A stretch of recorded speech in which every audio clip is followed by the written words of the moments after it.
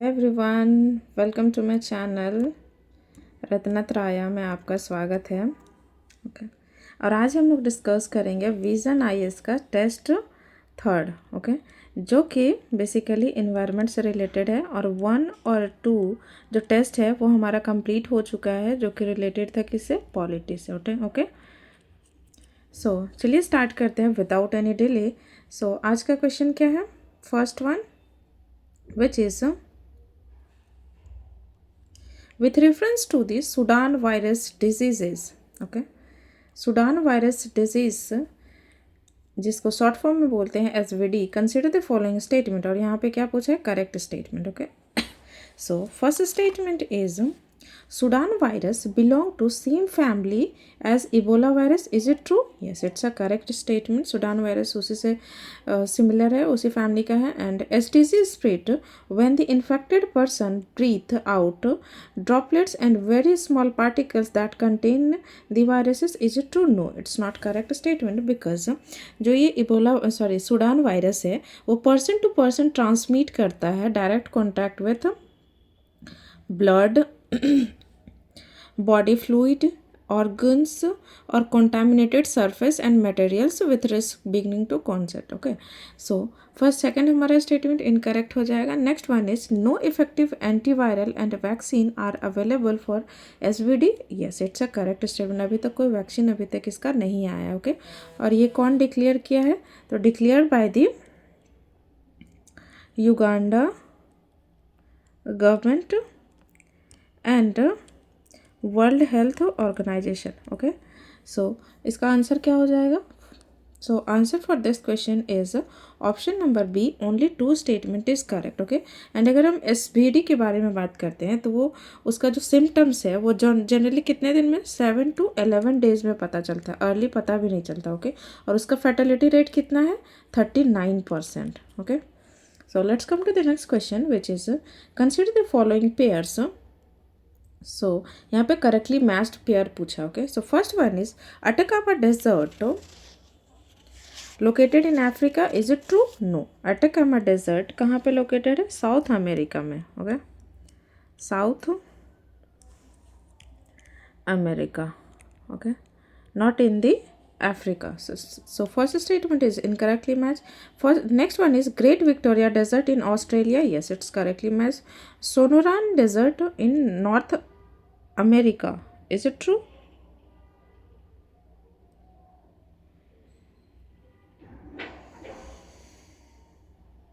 Yes, it's also correct. So answer for this question is option number B, which is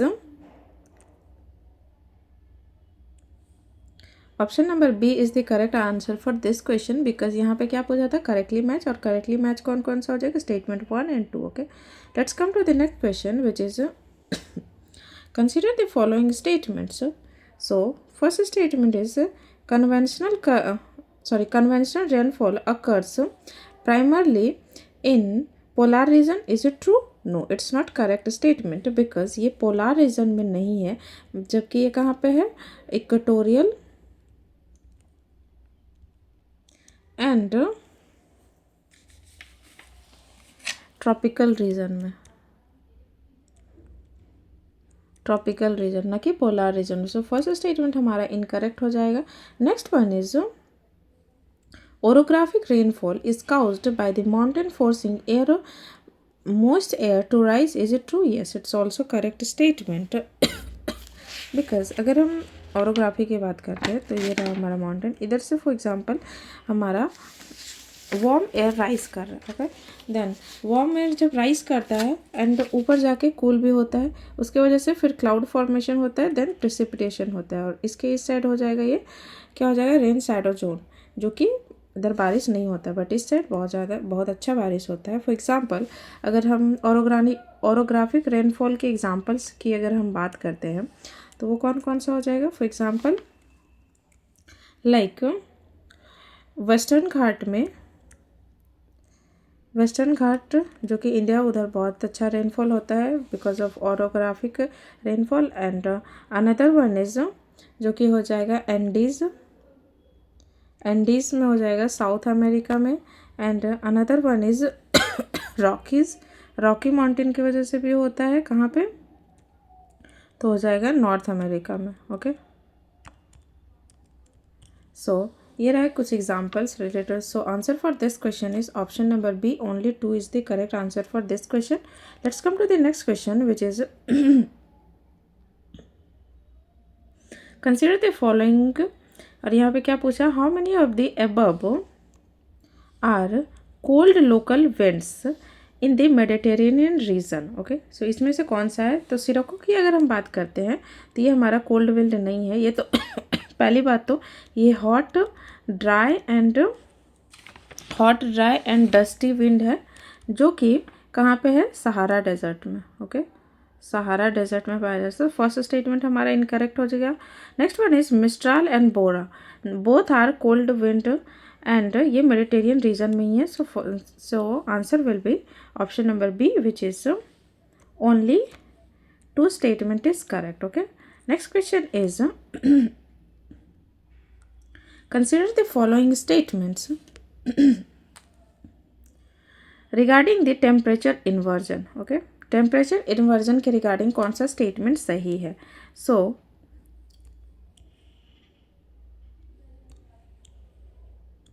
first statement की बात करते हैं और यहाँ पे क्या पूछा है? तो करेक्ट वन पूछा है। सो फर्स्ट स्टेटमेंट की अगर हम बात करते हैं, it occurs when cold air is trapped below warm air. Is it true? Yes, it's a correct statement. Next one is it mostly observed during the winter nights and a clear sky. Yes, also correct. Facilitates the dispersion of pollutants in urban area. Yes, it's also no, it's not correct, क्योंकि ये facilitate नहीं करता है, dispersion नहीं करता है pollutant को, और ये क्या करता है उसको अब लाइक ट्रैप कर लेता है। For example, instead of facilitating dispersion, inversion traps pollutants close to the surface. Okay, जो कि वो ट्रैप कर लेता है, ना कि हटाता है। सो सेकेंड स्टेटमेंट हमारा इनकरेक्ट हो जाएगा। तो आंसर क्या हो जाएगा हमारा फिर? So answer for this question is option number B which is only 2 statement is correct. Okay, let's come to the next question which is which of the following layer of the atmosphere is responsible for radio signal transmission. तो radio signal transmission के लिए कौन सा correct statement है? So ionosphere. और अगर हम बाकी लेयर्स के बारे में बात करते हैं, एटमॉस्फेयर जनरली 5 लेयर्स में डिवाइडेड है, जिसको हम ऐसे भी याद रख सकते हैं। शॉर्टकट अगर आप ट्रिक के थ्रू याद रखना चाहें, क्योंकि ऐसे हमें सीक्वेंस वाइज नहीं याद रहता है, ठीक है, तो उसको हमको याद रखने के लिए, क्योंकि और एग्जाम्स में क्या करता है कि सीक्वेंस वाइज लगाने के लिए दे देता है, नॉर्थ टू साउथ एंड ऐसे करके, ठीक है। तो आप कैसे करोगे? तो उसको याद रखने का एक ट्रिक है, eat most. Okay, which means T means हो गया ट्रोपोस्फेयर, एस हो गया स्ट्राटोस्फेयर, एम हो गया मीजोस्फेयर, टी हो गया थर्मोस्फेयर एंड ई हो गया हमारा एक्सोस्फेयर, जिसको आउटर स्फेयर भी बोलते हैं, आउटर लेयर भी बोलते हैं। ओके, तो अगर हम ट्रोपोस्फेयर के कुछ इंपॉर्टेंट बात करते हैं, तो वो कौन सा हो जाएगा? ट्रोपोस्फेयर जनरली 0 to 18 किलोमीटर तक होता है। ओके, एंड इसी में सारे ऑल वेदर फेनोमेना जो होता है सारा कहाँ पे होता है? तो ट्रोपोस्फेयर में ही होता है। ओके, एंड नेक्स्ट अगर हम बात करते हैं स्ट्राटोस्फेयर की, तो यहाँ पे पाया जाता है ओजोन लेयर। सबसे इम्पॉर्टेंट थिंग कि ओजोन लेयर स्ट्राटोस्फेयर में पाया जाता है। दूसरा कि यहाँ पे ओजोन लेयर का जो लोवेस्ट लेयर होता है उसमें सारे जो एयरप्लेन्स हैं वहीं पे फ्लाई करते हैं, क्योंकि वहाँ पे नो डिस्टर्बेंस रहता है। ओके, काम रीज़न है वो। ओके, नेक्स्ट अगर हम बात करते हैं, और इसका जो स्ट्राटोस्फेयर का जो डिस्टेंस है वो कितना हो जाएगा? 18 टू अप्रॉक्सीमेट 50 किलोमीटर तक है ये। ओके, एंड अगर हम मीसोस्फेयर की बात करते हैं तो मीसोस्फेयर में जनरली कितने तक है? तो ये 50 टू 80 किलोमीटर तक राइज करता है। एंड सबसे इम्पॉर्टेंट थिंग जो मीसोस्फेयर में होता है वो क्या है? यहाँ पे मिट्योर्स बर्न होते हैं। एंड और एक चीज़ है कि यहाँ पे सबसे ज़्यादा मिट्योर बर्न होता है, और ये सबसे ज़्यादा कोल्डेस्ट लेयर है। Okay, mesosphere. और अगर आपको एटमॉस्फेयर के बारे में और भी डिटेल में जानना है तो मेरा एक वीडियो पड़ा हुआ है मेरे चैनल पे, जिसमें बताया है मैंने कितने अच्छे से, बहुत अच्छे से डिटेल उसमें दिया गया है। सो आप चाहे तो उसको देख सकते हैं, उसका लिंक मैं वीडियो के डिस्क्रिप्शन में दे दूंगी। ओके, सो इसका आंसर क्या हो जाएगा? Option number D. Let's come to the next question which is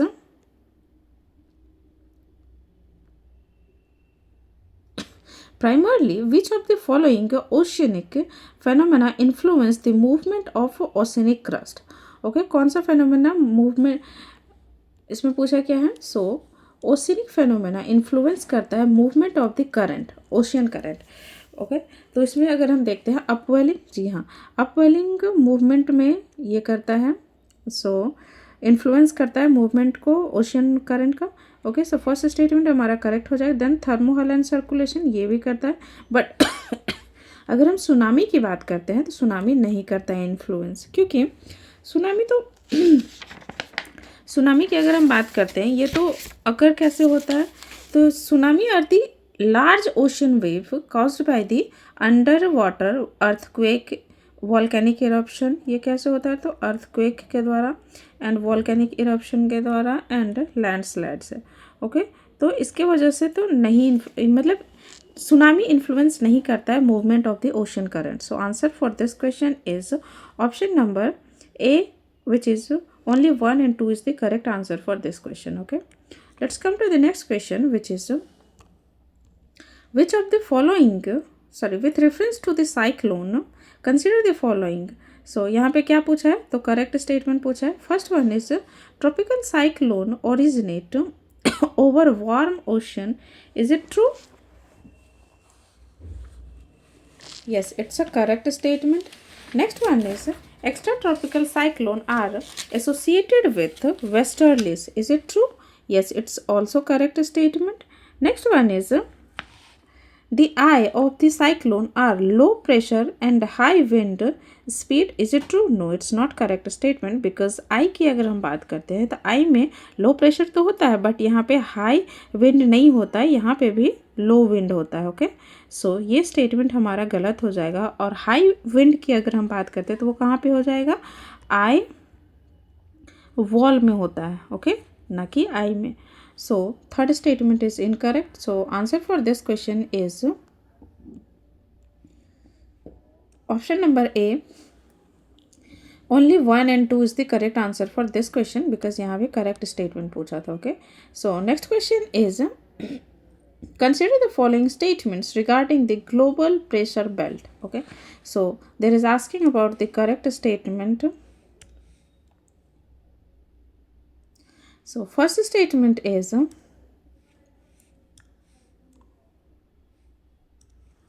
equatorial low pressure belt is also known as doldrum. Is it true? Yes, it's a correct statement. Next one is the subtropical high pressure belt are associated with descending air and calm condition. Is it true? Yes, it's a correct statement. So answer for this question is option number C. Both statement are correct, but both statement are correct. Okay, but अगर हम इसी से related कुछ और important facts अगर हम जानना चाहें कि ये जो प्रेशर बेल्ट है वो काम कैसे करता है। Okay, so for example this is earth. Okay, और अगर अर्थ की हम बात करते हैं तो ये हमारा हो गया equator, and this one is tropic of Cancer, and this one is tropic of Capricorn, sorry not, it's a temperate zone जो कि 66.5 डिग्री है नॉर्थ।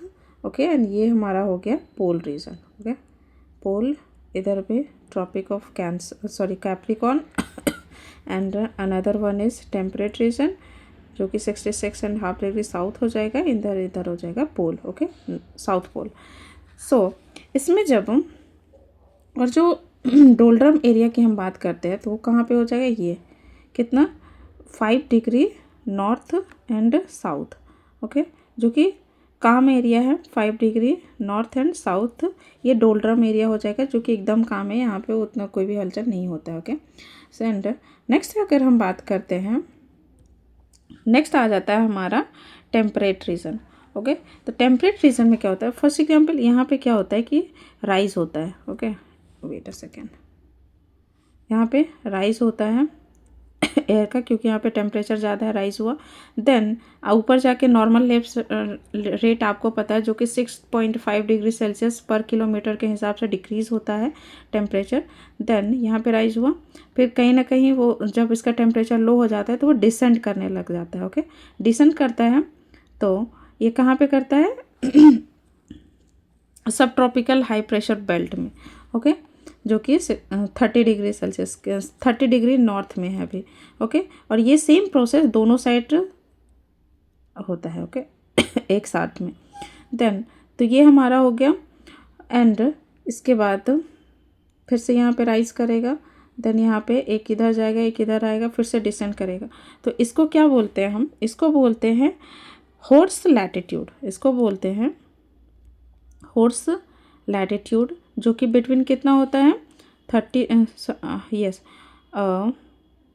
इसको मान लीजिए 10 degree to 30 degree. Okay, but next one हो जाता है हमारा 30 टू 60 डिग्री सेल्सियस में। उसमें क्या हो जाता है? उसको टेम्परेट लो बोलते हैं। उसको क्या बोलते हैं? टेम्परेट लो, जिसका होता है 30 टू 60 डिग्री नॉर्थ में। ओके, एंड इधर जो नेक्स्ट वन हो जाता है वो हमारा हो जाता है पोलार रीजन। ओके, सो इसका एक और नाम है जिसको हम बोलते हैं Hadley cell.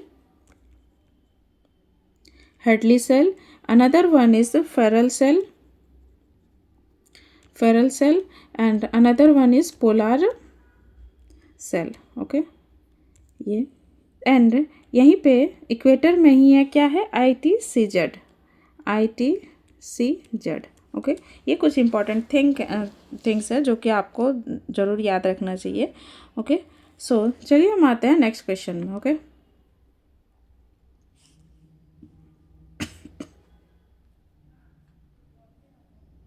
next question is, which of the following factors influence the distribution of temperature on earth? तो अर्थ का टेम्परेचर डिस्ट्रीब्यूशन में कौन कौन सा फैक्टर इन्फ्लुएंस करता है? सो फर्स्ट है लैटिट्यूड। जी हाँ, लैटिट्यूड इन्फ्लुएंस करता है। और अगर हम लैटिट्यूड की बात करें तो वो इन्फ्लुएंस कैसे करता है? फॉर एग्जांपल सनराइज, हम सबको पता है कि सन का सबसे ज़्यादा ये कहाँ पे होता है? तो इक्वेटर रीजन पे, इक्वेटर पे sun and tropic of Cancer और tropic of Capricorn. Okay, tropical region पे, यहाँ पे हम कर दे रहे हैं, ट्रॉपिकल रीजन पे सबसे ज़्यादा ये होता है, क्या बोलते हैं? सन, मतलब सन का ये, ठीक है। तो यहाँ पे ज़्यादा टेम्परेचर रहता है, तो जिसकी वजह से ये ट्रॉपिकल एरिया जो है वो थोड़ा टेम्परेचर हाई रहता है। बट जैसे जैसे ये स्लैंटिंग होते जाता है, इधर सन का रेज कम पड़ता है, जिसकी वजह से ये कोल्ड एरिया हो जाता है। ओके, सो ये हो गया। तो लैटिट्यूड का तो प्रभाव पड़ता है। ओके, फैक्टर्स इन्फ्लुएंस करता है। फॉर एग्जांपल अगर हम इक्वेटोरियल रीजन की बात करते हैं तो वो हॉट होता है, बट अगर पोलार रीजन की बात करते हैं तो वो कोल्ड होता है। ओके, सो ये रहा।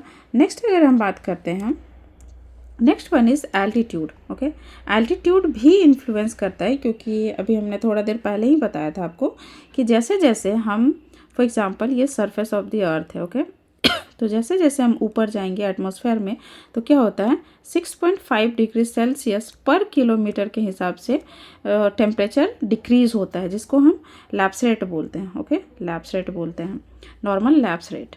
सो सेकेंड भी हमारा करेक्ट हो जाएगा। Next oceanic current.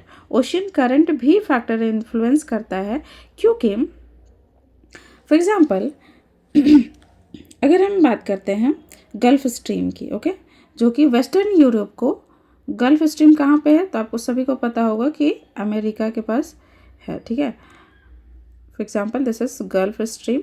तो इसकी वजह से जो वेस्ट यूरोप है वो थोड़ा उसका टेम्परेचर सही रहता है, अदरवाइज वहाँ पे और कोल्ड टेम्परेचर हो सकता था। एंड अगर हम वार्म टेम्परेचर की बात करते हैं, जिसमें कि वार्म टेम्परेचर में क्या होता है? For example Gulf Stream and Kuroshio stream increase करता है टेम्परेचर, जो कि कोस्टल रीजन का भी है। ओके, कोस्टल रीजन का भी टेम्परेचर बढ़ा देता है। बट अगर हम पेरू करंट, लैब्राडोर करंट की बात करें तो वो कोल्ड करंट है, जिसकी वजह से उसका कोस्टल रीजन का भी टेम्परेचर डाउन हो जाता है। ओके, तो ये भी इन्फ्लुएंस करता है। Next one is human activity. ये तो सभी को पता है कि ये करता ही है, क्योंकि ह्यूमन एक्टिविटी कैसे इसको इन्फ्लुएंस करता है। सो अर्बनाइजेशन एंड इंडस्ट्रियलाइजेशन की अगर हम बात करते हैं, इससे हीट जनरेट होता है from factories, vehicle, buildings, ACs etcetera. And next आ जाता है डिफॉरेस्टेशन। डिफॉरेस्टेशन में क्या होता है कि ट्रीज को कट किया जाता है, सो उसकी वजह से ट्रांसपीरेशन एंड कूलिंग है वो भी इफेक्ट होता है। एंड नेक्स्ट आ जाता है green house gas effect, green house gas emission सबसे इम्पॉर्टेंट, जो कि कैसे इन्फ्लुएंस करता है। सो बर्निंग ऑफ फॉसिल फ्यूल, जब फॉसिल फ्यूल को बर्न किया जाता है तो उससे कितने सारे केमिकल गैसेस रिलीज होते हैं। For example CO2, CH4 which is methane and other gases. Okay, तो सारे के सारे इन्फ्लुएंस करते हैं। सो answer for this question is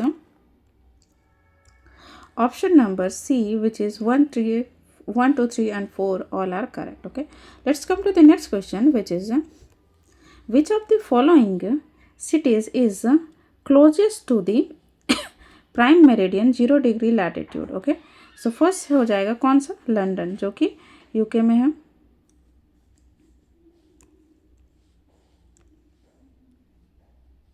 UK. So answer for this question is option number A is the correct answer for this question. Let's come to the next question, which is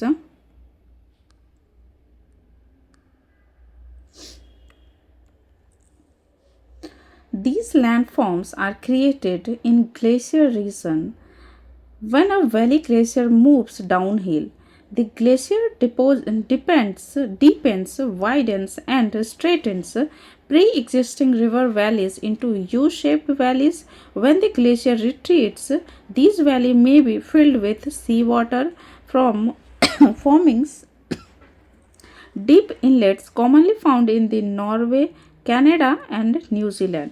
So यहाँ पे क्या पूछा है, किससे related है, describe कौन से passage को करता है, तो ये जॉर्ड को करता है। Option number D is the correct answer for this question, which talks about the landform of fjord, or sorry F से स्टार्ट होता है बट इसका प्रोनाउंसिएशन होता है जॉर्ड। ओके, सो अगर हम इससे रिलेटेड बात करते हैं तो इसमें कौन कौन सी हो जाती है, तो इसमें नॉर्वे का अगर हम बात करते हैं तो उसमें कौन सा हो जाता है, नॉर्वे का एग्जाम्पल कौन सा हो जाएगा। So if you are talking about the Norway, Norway में कौन सा हो जाएगा, song, sorry not song,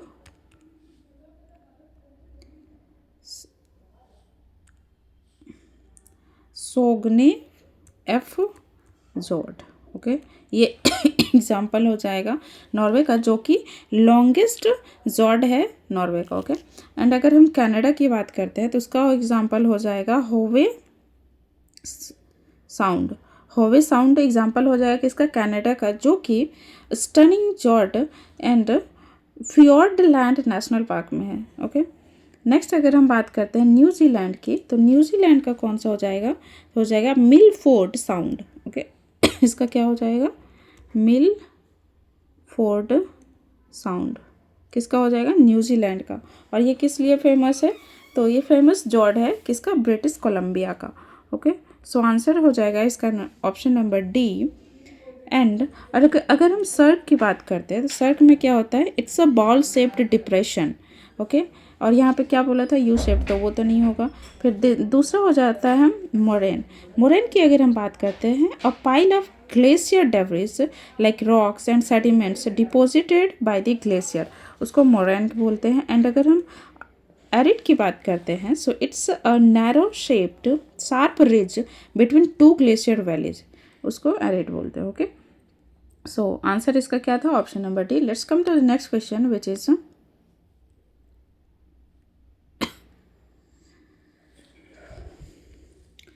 this, यहाँ पे एक स्कीम के बारे में बोला, और कौन सा, Namaste scheme is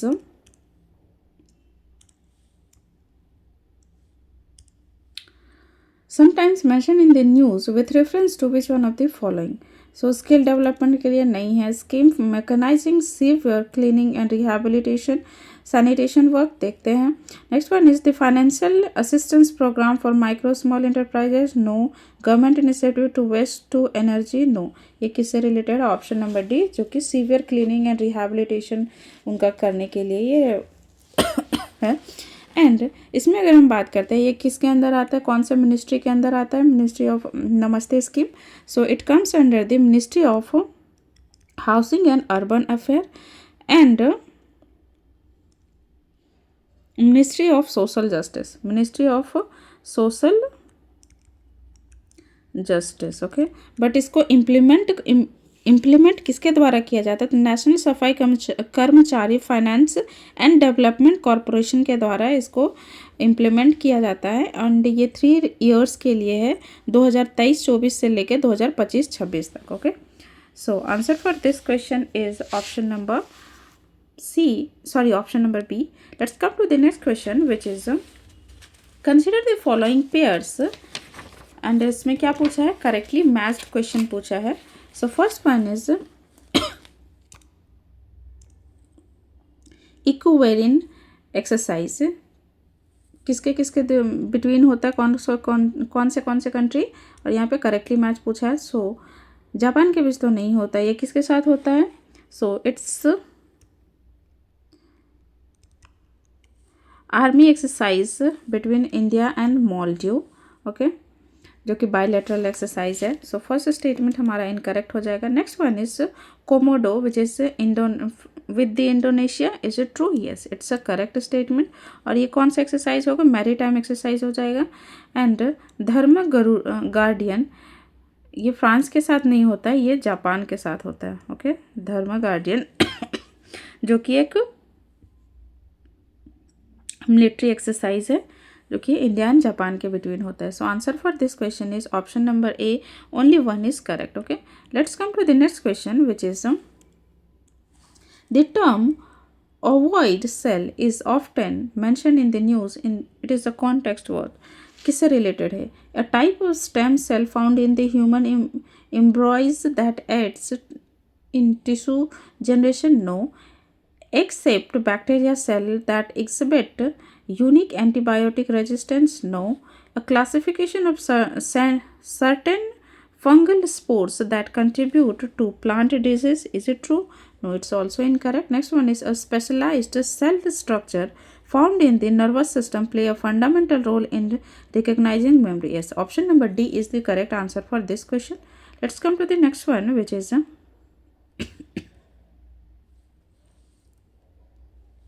in India, the term ESG, which is Environment, Social and Governance Framework, is used in the context of, ये किससे related है, तो ये सेबिक के context में सही है. Okay, so answer is option number A. Let's come to the next question, which is consider the following statement regarding the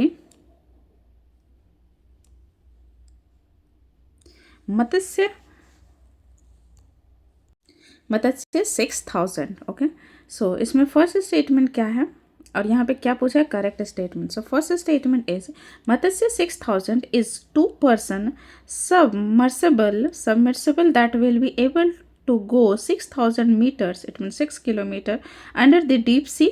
Is it true? No, it's not correct statement because ये 2% नहीं, इसमें 3% जा सकते हैं उसमें. ठीक है, so first statement is incorrect. Next one is it is being designed and developed by the national institute of ocean technology under the ministry of earth science. Yes, it's a correct statement.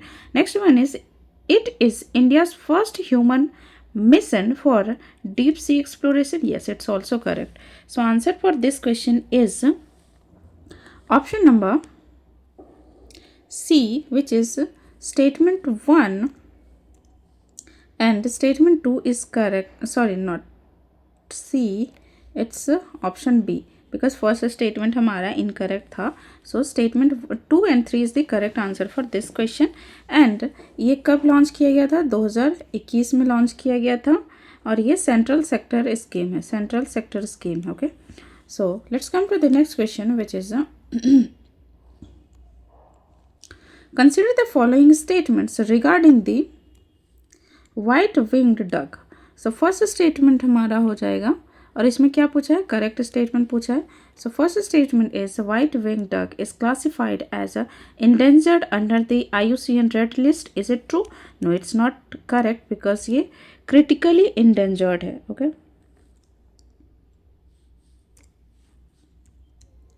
critically endangered, not only endangered. So first statement हमारा incorrect हो जाएगा. Next one is, it is widely distributed across entire Indian subcontinent, especially in the Western Ghat. No, it's also incorrect because ये India के north east region में अभी spot कहाँ mainly ये question इसीलिए बना क्योंकि अभी स्पॉट किया गया था कहाँ पे, तो असम में. और असम का कौन सा एक नेशनल पार्क है जिसको बोलते हैं Dehing Patkai national park. Okay, Assam का दिहांग पटकई नेशनल पार्क है, वहाँ पे इसको स्पॉट किया गया था. ओके, तो ये नॉर्थ इंडिया के नॉर्थ ईस्ट में मिलता है एंड इंडिया के अलावा बांग्लादेश, म्यांमार में भी पाया जाता है. ओके, सो स्टेटमेंट सेकंड भी हमारा इनकरेक्ट हो जाएगा. Okay, next,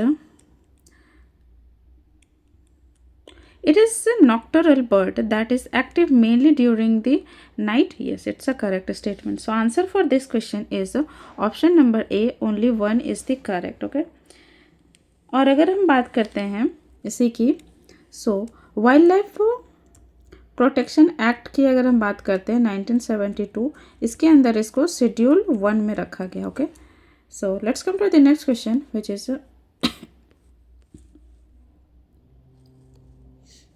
the term accretion disk. Okay, term है accretion disk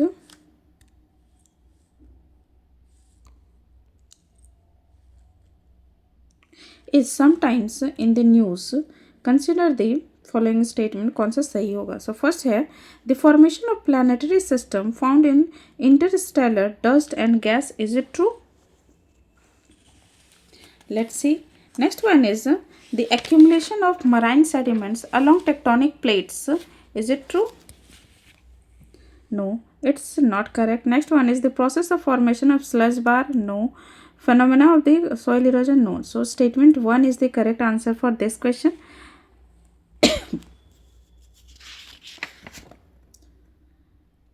और ये किसके द्वारा बनाया जा रहा है? So it's a project of NASA.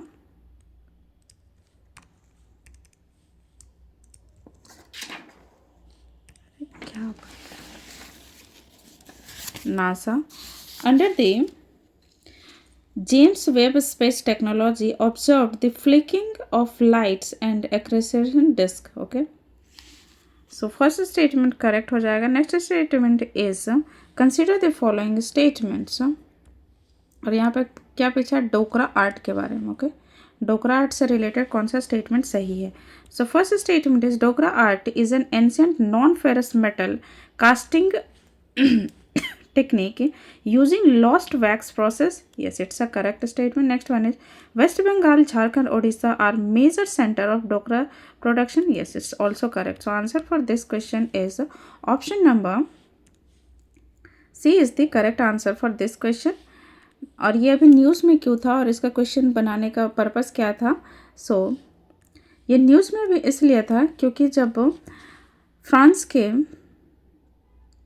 France के प्रेसिडेंट हमारे इंडिया आए हुए थे तभी प्राइम मिनिस्टर मोदी जी ने उन्हें ये आर्ट गिफ्ट किया था.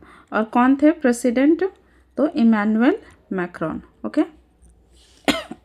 ये करेंटली न्यूज़ में था, इसकी वजह से ये क्वेश्चन पूछा गया इसमें. Okay, so next question is the term Maya, Amogh and Adamya are often mention in the news is context of. इसमें ये किसके रिगार्डिंग ये न्यूज़ में है? So first one is genetically modified crop plants. No. Artificial intelligence. No. Indigenous robotic demining and bomb disposal system. No. It's a advanced under water vehicle. Okay, ये advance under water vehicle है जो कि develop किया गया है Larsen and turbo के द्वारा. Okay, and ये शोकेस भी किया गया था कब? डिफेंस एक्सपो जब हुआ था. Defence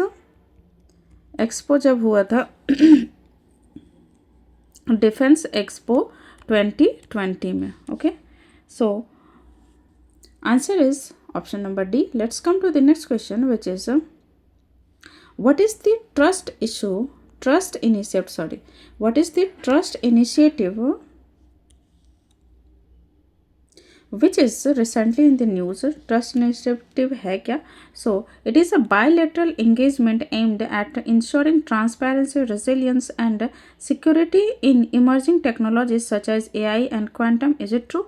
yes, it's a correct statement. और ये किसके किसके बिटवीन किया गया है? तो India and USA। Okay, and TRUST का फुल फॉर्म क्या होता है? So it's a transforming the relationship utilising strategic technologies. क्या होता है? Transforming the relationship utilising strategy and technology. This is the full form of the TRUST. Okay, so answer for this question is option number A. Okay, let's come to the next question, which is consider the following statement। and यहाँ पे क्या पूछा है? correct statement। so first statement is the atmosphere is primarily composed nitrogen, oxygen and argon। is it true? yes, it's a correct statement। next one is the ozone layer is primarily found in the troposphere। no, ozone layer stratosphere में पाया जाता है। Okay, stratosphere में पाया जाता है। And अगर हम एटमॉस्फेयर की जो ये गैसेस के बारे में बात करते हैं, सो मेनली इसको भी मेनली कौन कौन से गैस होते हैं? Nitrogen, oxygen, argon and carbon dioxide, neon, helium, krypton, xenon and hydrogen. Okay, but इसको भी कभी कभी क्रम में लाइक सीक्वेंस में अरेंज करने के लिए दे दिया जाता है। सो इसको भी याद करने का एक ट्रिक है जिसको आप इसके थ्रू याद रख सकते हैं। नो AC नहीं। Okay, so no means nitrogen जो कि 78.05% है, sorry 08%, not 5%। Next one is oxygen जो कि 20 है। देन आर्गन हो जाएगा 0.93%। Then carbon dioxide, then nitrogen, then helium. Okay, इतना भी आप याद रखोगे तो मेनली यही सब गैसेस है, तो काम सबसे ज़्यादा अमाउंट में है। तो आपको आई एम डैम श्योर कि वो जो सीक्वेंस वाला क्वेश्चन रहेगा वो तो सॉल्व हो जाएगा एटलीस्ट। एंड इसके बाद अगर हम हीलियम की बात करते हैं तो क्रिप्टन, जेनॉन एंड हाइड्रोजन 3 और गैसेस है। Okay, so answer for this question is option number A, only one is correct। okay, next question is consider the following statements with reference to tropic of cancer। so first अगर हम देखते हैं इसका, Mahi is the only river in India that cuts tropic of cancer twice. Is it true? Yes, it's a correct statement. और tropic of cancer कितना है? 23.5 degree Celsius north, sorry not Celsius, 23.5 degree north northern hemisphere में है। So first statement हमारा correct हो जाएगा। Okay, next हमारा आ जाता है Udaipur in Rajasthan is the city. Udaipur in the Rajasthan is the city nearest to the tropic of Cancer. Is it true? No, ये इनकरेक्ट हो जाएगा बिकॉज ये उदयपुर नहीं है। ये कौन सा है? तो कालिंजार ये सिटी है जो कि राजस्थान में है और जो नियरेस्ट है ट्रॉपिक ऑफ कैंसर के। ओके, एंड अगर हम ट्रॉपिक ऑफ कैंसर के बारे में और कुछ डिटेल इन्फॉर्मेशन जानना चाहते हैं तो ट्रॉपिक ऑफ कैंसर जो है टोटल इंडिया के 8 स्टेट से होके गुजरता है। और वो कौन कौन सा है? तो हो जाएगा Gujarat, Rajasthan, Madhya Pradesh, then Chhattisgarh, then Jharkhand, then आ जाएगा West Bengal, next one is Tripura and Mizoram. Okay, ये 8 स्टेट से होके गुजरता है। एंड अगर हम इसकी सिटीज़ की बात करते हैं जो कि लोकेट करता है इसमें, तो गुजरात का नियरेस्ट सिटीज़ जो हो जाएगा वो जासदान हो जाएगा, राजस्थान का कालिंजार हो जाएगा, मध्य प्रदेश का साजपुर हो जाएगा, एंड छत्तीसगढ़ का सोनहाथ हो जाएगा, झारखंड का लोहरदगा हो जाएगा, एंड वेस्ट बंगाल का कृष्णनगर हो जाएगा, एंड त्रिपुरा का उदयपुर, एंड मिज़ोरम का चंफाई। ओके, ये कुछ इंपॉर्टेंट फैक्ट्स हैं। एंड इसी में तो इसका आंसर क्या हो जाएगा? Mainly answer for this question is हो जाएगा option number A, only one is correct. Okay, but इसी में और एक चीज़ हम जान सकते हैं, tropic of Capricorn. Okay, Capricorn का कौन सा रिवर है जो ट्वाइस क्रॉस करता है, तो वो कौन सा हो जाएगा, लिम्पोपो रिवर, जो कि कहाँ पे फ्लो करता है, सो साउथ अफ्रीका में फ्लो करता है. एंड कहाँ पे जाके ये ड्रेन होता है, तो अटलांटिक ओशियन में. ओके, अटलांटिक ओशियन में. एंड अगर हम इक्वेटर की बात करते हैं, तो इक्वेटर को कौन सा रिवर जो है वो ट्वाइस ये क्रॉस करता है, सो कट करता है, तो वो हो जाएगा Congo river. Okay, Congo river हो जाएगा, जो कि ये भी कहाँ पे है, सो अफ्रीका में ही. ओके, सो ये कुछ इंपॉर्टेंट फैक्ट थे. Next question is consider the following statements. And यहाँ पे भी क्या पूछा, ट्रॉपिक ऑफ कैंसर के बारे में. Okay, so first one is कौन से स्टेट से यहाँ पे होके गुजरता है, जो कि अभी ही मैंने आपको बताया कि 8 स्टेट से होके गुजरता है और टोटल 13 कंट्री से होके गुजरता है tropic of cancer. Okay, so वो 8 स्टेट कौन से हैं, sorry not 13 country, it's a 17 country. So वो कौन से हैं, इसमें से चूज़ करना है. गुजरात से गुजरता है, छत्तीसगढ़ से, त्रिपुरा से, मणिपुर नहीं होता है, इसमें मिज़ोरम होता है. ओके, मिज़ोरम, राजस्थान से भी. So only 4 statement is correct for this question. Let's come to the next question, which is which of the following statement regarding the laterite soil of India are correct. यहाँ पे क्या पूछा, correct one. First one is they are well drained in areas with the high temperature and low rainfall. Is it true? No, it's incorrect statement, क्योंकि temperature high होता है, it's a correct, but rainfall भी high होता है. Okay, high होता है. So first statement incorrect हो जाएगा. Next one is they are rich in organic matter humus. No, it's also incorrect, क्योंकि ज़्यादा बारिश होता है तो वो बह जाता है, और जो ह्यूमस कंटेंट है ऑर्गेनिक मैटर से, तो वो ज़्यादा प्रेजेंट नहीं होता है. सो सेकेंड स्टेटमेंट भी हमारा इनकरेक्ट हो जाएगा, वो क्योंकि poor in organic matter and humus में होता है. Third one is they are widely cut as a bricks for use in the house construction. Yes, it's a correct statement. So answer for this question is option number D, only 3 statement is correct. Okay, let's come to the next question, which is which of the following statement is are correct with reference to western disturbance. Okay, western disturbance regarding कौन सा statement सही है, और यहाँ पे क्या पूछा है, correct statement पूछा है.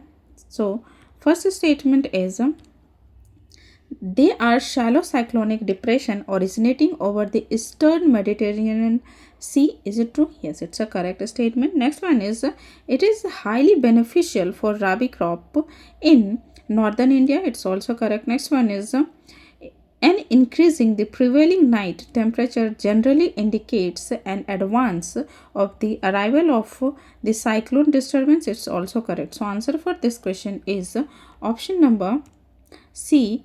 All 3 are correct. Okay, next question is consider the following statements regarding the Himalayan. Okay, Himalayan के regarding कौन सा statement सही है. So first one is and यहाँ पे correct statement पूछा है. First is the part of Himalaya are lying between the Indus and Satluj river. Is it true? Is known as a Punjab Himalaya. Is it true? Yes, it's a correct statement. First one is correct. Next one is the part of Himalayas lying between the Satluj and Kali river is known as Nepal Himalaya. Is it true? No, it's not Nepal Himalaya. It's Kumaon Himalaya. Okay, so second statement हमारा incorrect हो जाएगा. Next one is the part of Himalaya lying between the Teesta and Dihang river is known as Assam Himalaya. It's correct statement. So answer for this question is option number C, which is a statement first and third is the correct answer for this question. And अगर हम इसमें sequence wise में देखते हैं कि कौन सा हिमालय कहाँ पे पड़ता है, फॉर एग्जांपल रिवर्स की बात करते हैं, Indus and Sutlej. Indus and Sutlej के बीच में कौन सा ये पड़ता है, तो पंजाब हिमालय पड़ता है. नेक्स्ट आ जाता है हमारा रिवर जो कि सतलज और काली के बीच में होता है. सतलज और काली के बीच में कौन सा ये पड़ता है, तो कुमाऊं हिमालय पड़ता है। एंड काली रिवर के बाद जो आता है वो आता है Teesta, Teesta, okay, Teesta river.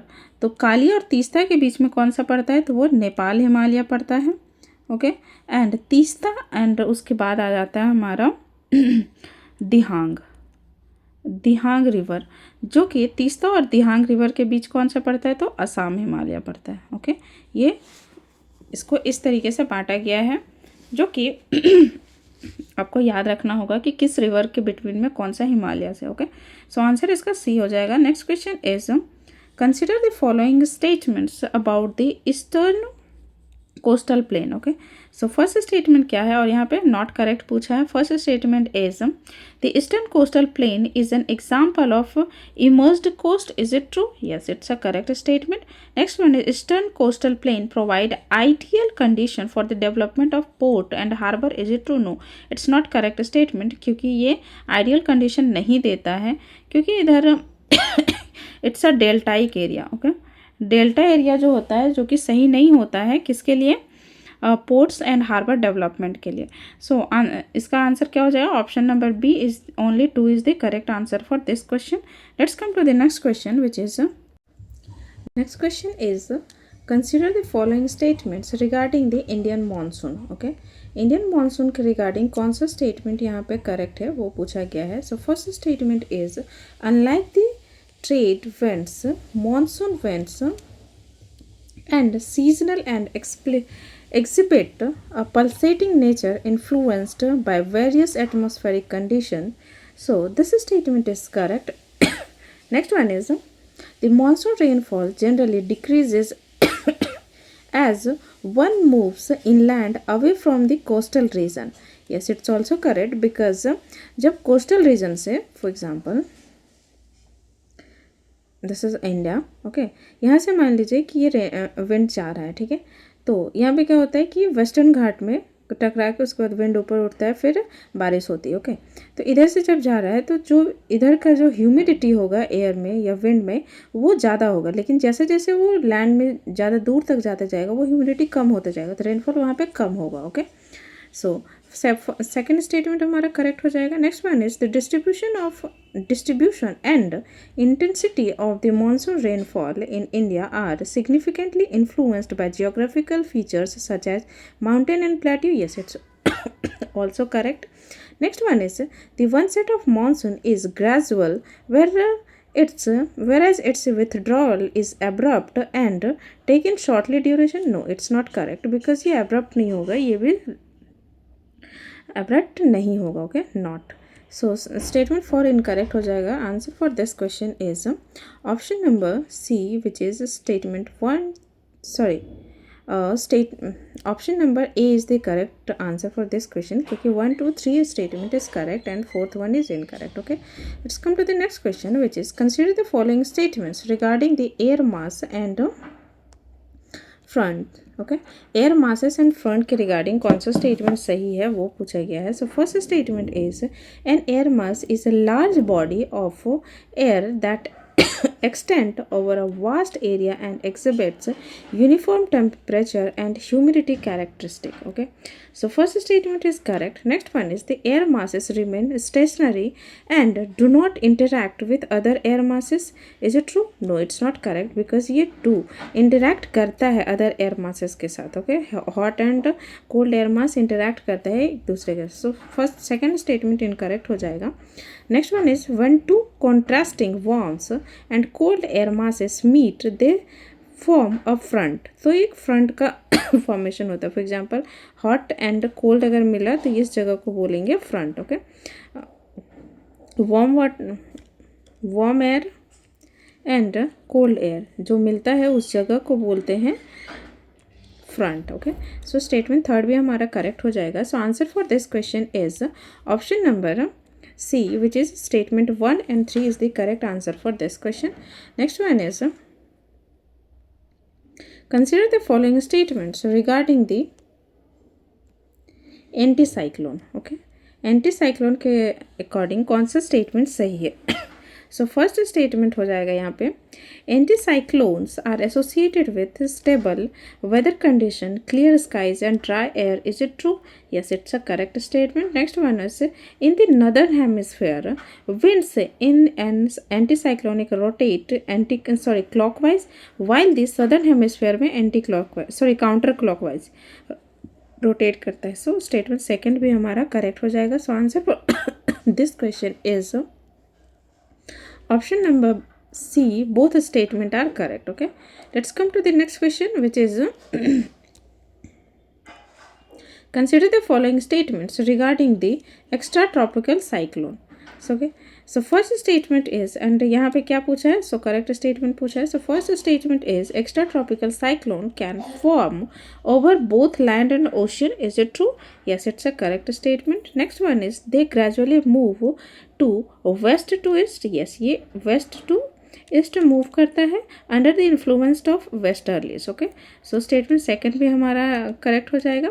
Next one is, in the northern hemisphere extra tropical cyclone rotates in anti clockwise. Yes, it's also correct. So answer for this question is option number D, which is 1, 2 and 3 all are correct. Okay, let's next to the next question is, consider the following pairs with respect to climate region in India. Okay, according to the Köppen's classification, कौन सा statement यहाँ पे correctly match है? So first हो जाएगा हमारा tropical monsoon, जिसको AM से डिनोट किया जाता है वेस्टर्न घाट में. Correct. Tropical savanna AW and Chhattisgarh plate, it's also correct. But cold human climate Arunachal Pradesh, no it's not correct, because cold humid climate जो है इंडिया में प्रेजेंट ही नहीं है. एंड अरुणाचल प्रदेश की अरुणाचल प्रदेश की अगर हम बात करते हैं तो उसमें कौन सा है?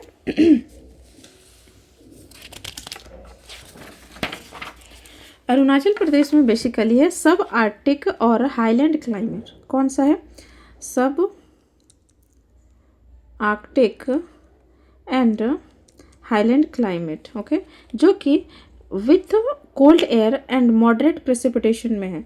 ओके, सो थर्ड स्टेटमेंट हमारा इनकरेक्ट हो जाएगा. So answer for this question is option number A. Only 1 and 2 is the correct answer for this question. Next question is, in the context of Ganga river system. Okay, first Ganga river system के according Vishnuprayag is located on confluence of which of the following river. Vishnuprayag कहाँ पे located है? Okay, so इसका answer हो जाएगा Dhauli Ganga and Alaknanda के Confluence पे विष्णुप्रयाग है. ओके, बट अगर हम देखते हैं भागीरथी एंड अलकनंदा की, तो ये कहाँ पे है? तो देवप्रयाग में. ओके, और जब भागीरथी और अलकनंदा मिलता है तो कौन सा? गंगा नदी का फॉर्मेशन होता है. ओके, बट अगर हम मंदाकिनी एंड अलकनंदा की बात करते हैं तो ये कहाँ पे होता है? रुद्रप्रयाग में. ओके, रुद्रप्रयाग, और ये दोनों मंदाकिनी और अलकनंदा के कॉन्फ्लुएंस में बनता है. ओके, सो इसकी अगर हम बात करते हैं कॉन्फ्लुएंस की, कौन सा रिवर कहाँ से ओरिजिनेट होता है एंड किससे आके मिलता है, सो उसको अगर हम देखते हैं, फर्स्ट हो जाएगा जो कि अलकनंदा ओरिजिनेट होती है. ठीक है, और इधर से धौली गंगा ओरिजिनेट होती है. दोनों आके यहाँ पे मिलती है. उसको क्या बोलते हैं? उसको हम बोलते हैं विष्णुप्रयाग. ओके, विष्णुप्रयाग. उसके बाद फिर से अलकनंदा आगे कंटिन्यू करती है बहना. उसके बाद नंदाकिनी रिवर जो है, नंदाकिनी रिवर आके मिलती है कहाँ पे? तो वो नंद प्रयाग, जो जहाँ पे अलकनंदा और नंदाकिनी मिलती है वो कौन सा बनाते हैं? तो नंद प्रयाग. ओके, फिर से अलकनंदा स्टार्ट करती है चलना आगे. ठीक है, अलकनंदा स्टार्ट करती है चलना एंड आगे फिर से इसमें पिंडार रिवर जो है, पिंडार रिवर मिलती है अलकनंदा से. तो किस चीज़ का निर्माण करती है? सो वो बनाती है फिर यहाँ पे पिंडार रिवर में जब मिलती है तो ये बनता है Karnaprayag. Okay, Karnaprayag. Then after फिर से अलकनंदा स्टार्ट करती है चलना. सो यहाँ पे फिर एक रिवर आके मिलता है विच इज़ मंदाकिनी, जो कि मंदाकिनी इधर से आके मिलती है। ओके, किसमें? अलकनंदा में। तो किसका फॉर्मेशन होता है? तो फॉर्म होता है फिर यहाँ पे रुद्रप्रयाग। ओके, रुद्रप्रयाग फिर से अलकनंदा में आके कौन सी रिवर मिलती है? तो हो जाएगी इधर भागीरथी। भागीरथी इधर से आके मिलती है अलकनंदा में। तो कौन सा रिवर का फॉर्मेशन होता है? तो वो रिवर फॉर्म होता है गंगा। ओके, यहाँ पे कहाँ पे? देवप्रयाग में। देवप्रयाग में जब भागीरथी और अलकनंदा मिलती है तो किसका फॉर्मेशन होता है? गंगा रिवर का। तो ये पूरा इसका स्ट्रक्चर है, कैसे फॉर्म किया, कौन सा कहाँ पे है। ओके, सो अब हम आते हैं अपने नेक्स्ट क्वेश्चन पे। Okay, next question is consider the following statement. Soils and cold climate have very low humus content. Yes, it's a correct statement. Next one is in the cold climate, bacterial activities is high, healing to rapid decomposition of organic matter and low accumulation of humus. Is it true? No, it's not correct, because इसमें क्या होता है? ये लो होता है। जो cold climate होता है उसमें बैक्टीरियल एक्टिविटी बहुत लो रहता है and leading to the rapid नहीं, डिकम्पोजिशन भी इसका स्लो होता है। Okay, slow decomposition of the organic matter. So answer for this question is option number C, which is statement first is correct, but the statement second is incorrect. Next question is with reference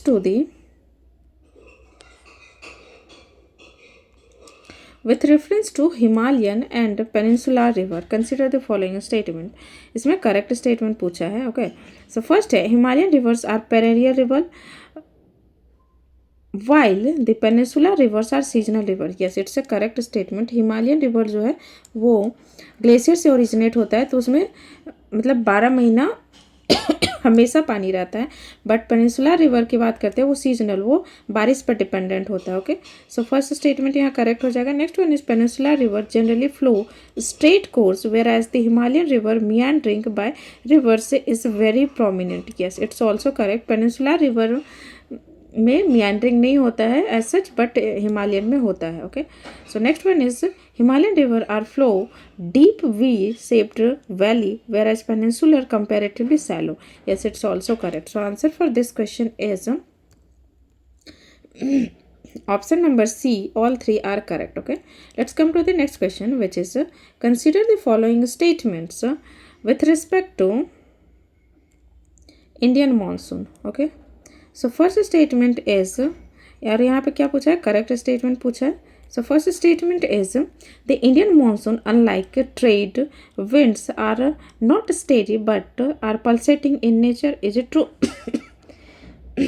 Yes, it's a correct statement. Next one is the monsoon rainfall has declining trend with increasing distance from the sea. Yes, it's also correct. Monsoon rainfall is largely governed by the relief topography. It's also correct. So answer for this question is option number C. All three statements are correct. Okay, let's come to the next question, which is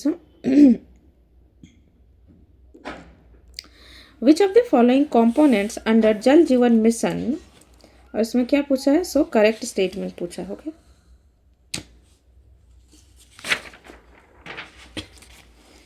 सो अगर हम जल जीवन mission के बारे में बात करते हैं, सो कौन सा statement correct? Okay,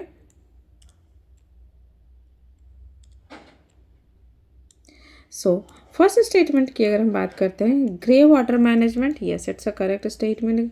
skill development and employment generation correct. Bottom up planning correct. Women empowerment correct. So इसका आंसर क्या हो जाएगा? All of the above. But और ये किसके द्वारा लॉन्च किया गया था? जल जीवन मिशन। सो पीएम मोदी जी के द्वारा किया गया था। ओके, कब किया गया था? 2019 में। एंड 2019 में एंड इसमें क्या था कि 55 लीटर जो था per day drinking water provide करवाना था। सो answer for this question is option number D, 1, 2, 3, 4 all are correct. Okay, let's come to the next question, which is consider the following statement regarding the foreign green bond. Okay, foreign green bond के regarding कौन सा statement correct है वो पूछा है. So first statement is the SBG, which is foreign green bonds, are debt securities issued by the state government to fund projects that have positive environmental benefits. Okay, it's a correct statement. Next one is the proceeds from these bonds are exclusively allowed to renewable energy project. Is it true? No, it's not correct statement because अगर हम इसकी बात करते हैं bond की, तो ये exclusively renewable energy को ये नहीं एलोकेट नहीं किया गया था, जबकि ग्रीन बॉन्ड जो है, सॉवरेन ग्रीन बॉन्ड जो है वो इंश्योर करता है fund raise are used only for the projects and promote environmental sustainability, जो कि एलिजिबल प्रोजेक्ट है including renewable energy and clean transportation, energy efficiency, pollution prevention and climate adaptation. So ये सब इससे रिलेटेड है. सो स्टेटमेंट सेकंड हमारा incorrect हो जाएगा. नेक्स्ट स्टेटमेंट हो जाएगा हमारा the union budget 2024 and 25 announce the first instance of sovereign green bond. Is it true? No. Union government इसमें कब किया था? तो वो किया था 22-23 में. ओके, 2022 एंड 2023 में, ना कि 24 एंड 25 में. ओके, सो थर्ड स्टेटमेंट हमारा इनकरेक्ट हो जाएगा. So answer for this question is option number B, only 2 statement is correct. Okay, sorry, not B, option number A is the correct, क्योंकि statement 1 only सही है, बाकी 2 and 3 is incorrect. Okay, so answer is option number A. Let's come to the next question, which is consider the following statements regarding the Andaman and Nicobar Island. Okay, Andaman and Nicobar Island के regarding कौन सा statement हमारा सही है वो पूछा गया है. So first statement is, और यहाँ पे क्या पूछा है? So correct statement पूछा है. So first statement is Andaman Island and Nicobar Island separate by 10-degree channel. Yes, it's a correct statement. Next one is these islands are elevated portion of the submarine mountains. Yes, it's also correct. Andaman and Nicobar Islands lie in the southeast direction of the mainland of India. Yes, it's also correct, क्योंकि अगर India यहाँ है तो यहाँ पे है Andaman and Nicobar. Okay, तो south east में हो जाएगा. Next one is barren island, the only active volcano in India situated in Andaman Sea. It's also correct. So answer for this question is option number D. All 4 statement is correct. Okay, let's come to the next question, which is which of the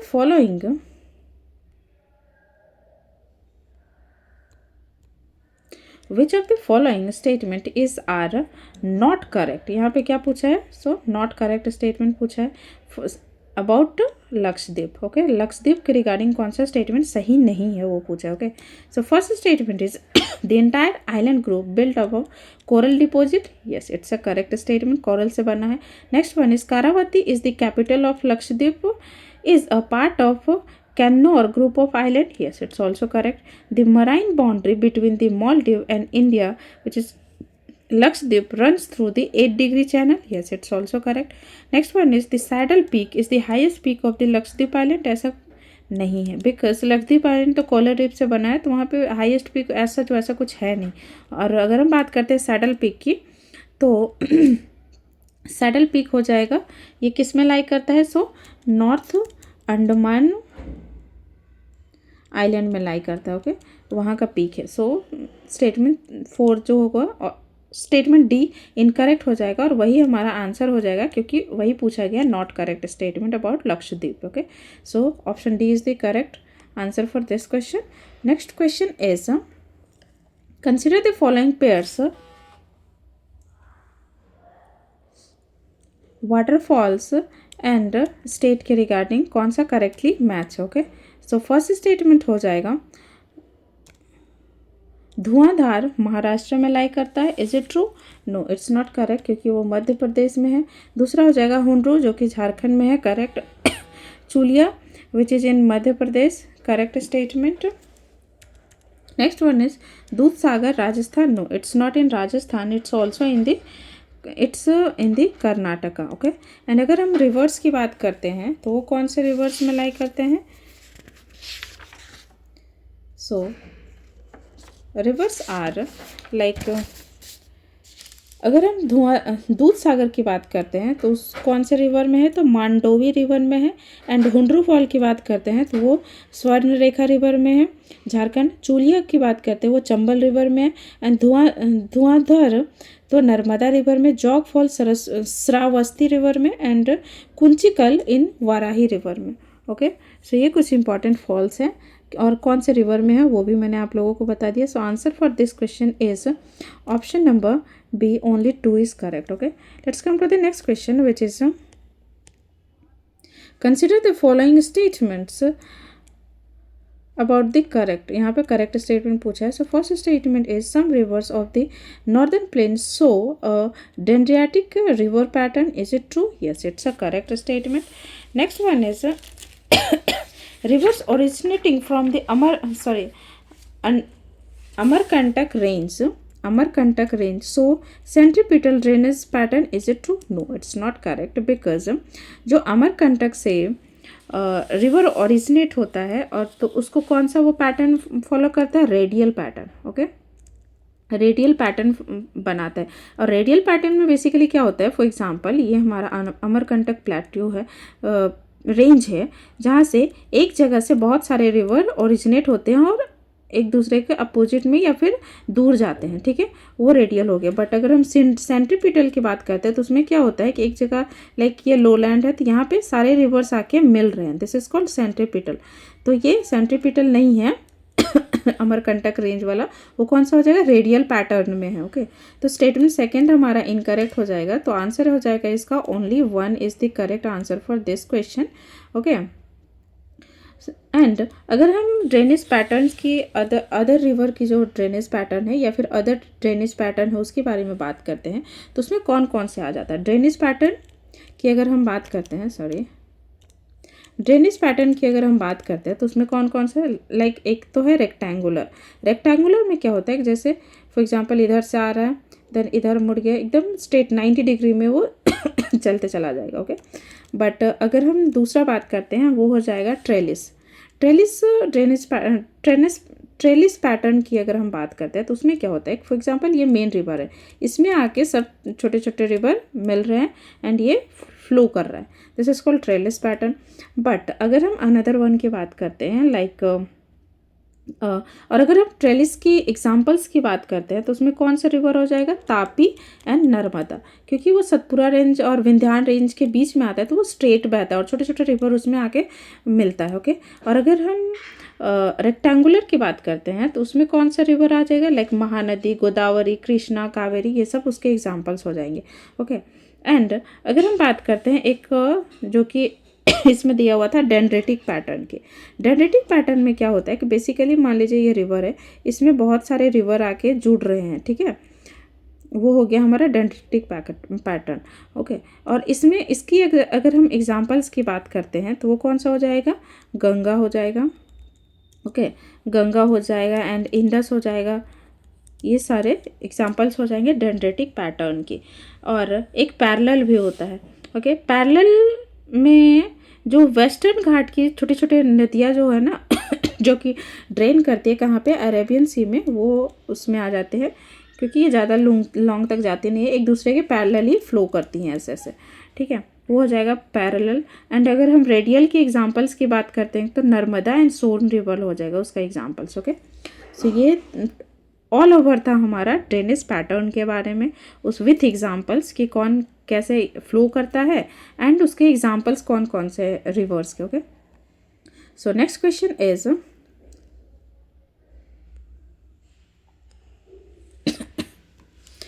these soil develop in areas with low rainfall primarily in western and central India.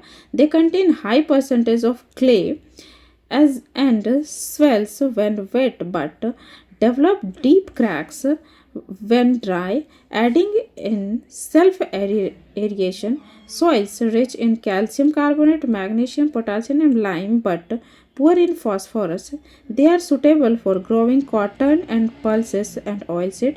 So इसमें क्या कौन सा soil को ये describe किया है? So it's talking about the Regur soil, which is also called black soil. Okay. So answer for this question is option number B, जो कि कॉटन वगैरह पल्सेस एंड ऑयल सीड्स के बारे में बात करता है. Okay, next question is recently the global electricity review report 2024 released by the energy think tank Ember highlighted about the solar power generation in the world. According to the report, arranged the following countries on the basis of largest surge in or increase in the solar generation in 2023, descending order. Okay, descending order. So इस पहले में कौन सा हो जाएगा? So पहला हो जाएगा चाइना सबसे ज़्यादा, देन उसके बाद आ जाएगा USA, देन आ जाएगा 3, 2 and another one is which is Brazil and then India which is in 4th number. So option C is the correct answer for this question. Let's come to the next question, which is consider the following statements. The temperature of the ocean water decreases at a uniform rate with increasing depth. Is it true? No, it's not correct statement, क्योंकि temperature जो है uniform rate में decrease नहीं करता है with increasing the depth. Okay, वो layer by layer उसका अलग अलग डिक्रीजिंग पॉइंट होता है. ओके, सो फर्स्ट स्टेटमेंट हमारा इनकरेक्ट हो जाएगा. Next one is this the rate of change in the temperature with depth varies due to factors like latitude, ocean current and seasonal variation. Yes, it's a correct statement. So answer for this question is option number D is the correct. Okay, let's come to the next question, which is the term Autonomous System Industry Alliance ASIA recently seen in news. It is related to क्या है? So first statement is a global consortium of nation working towards regulating artificial intelligence in autonomous military. No, it's not correct. Next one is the international organization focused on setting safety and interoperability standard for autonomous vehicle and robotic. No, it's also incorrect. Next one is the partnership among major technologies countries to boost co-development and co-production of maritime drones and counter drone system. Yes, it's a correct statement regarding the Autonomous System Industry Alliance. Okay, so answer for this question is option number C is the correct. Okay, so thank you so much guys. आज के लिए इतना ही. If you like the video, please like, share and subscribe to my channel. It will help in keep motivated me कि आगे हम continue और अच्छे से वीडियो बनाते रहें. और आप हमें कमेंट में जितना मैं क्वेश्चन पूछती हूँ उसका कमेंट में आंसर ज़रूर दिया कीजिए. और एक चीज़ और पूछना था आप लोगों से कि विजन आईएस्ट का तो टेस्ट चल रहा है, ठीक है, बट अगर और भी आप किसी और इंस्टीट्यूट का टेस्ट जो चाहते हैं आप कि हम करवाएं, तो आप हमें कमेंट सेक्शन में बताइए कि आपको किस सब्जेक्ट का किस इंस्टीट्यूट का टेस्ट आपको चाहिए. Okay, so let me know in the comment section ताकि मैं उसका भी आपको एनालिसिस करवा सकूँ. Okay, so thank you so much. Bye bye.